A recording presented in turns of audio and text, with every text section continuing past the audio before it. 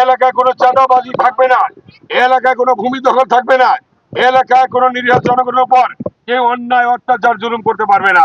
আমাদের মাননীয় প্রধানমন্ত্রী জনাব তারেক রহমান নির্বাচনের পূর্বে যে প্রতিশ্রুতি ব্যক্ত করেছিলেন সেই অনুযায়ী আমাদের উন্নয়ন কাজ চলছে, উন্নয়ন কাজ চলবে। আমরা আপনাদের সেবক হিসাবে আমরা কাজ করব ইনশাআল্লাহ।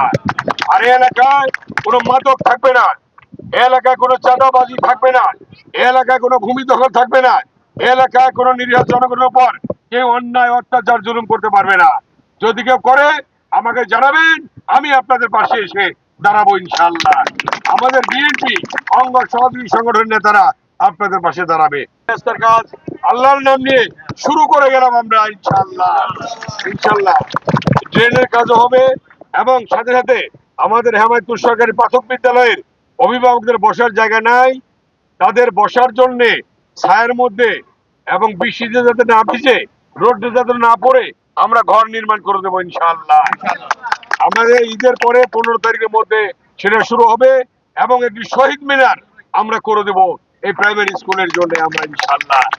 ما يصفون وسلام على المرسلين والحمد لله رب العالمين।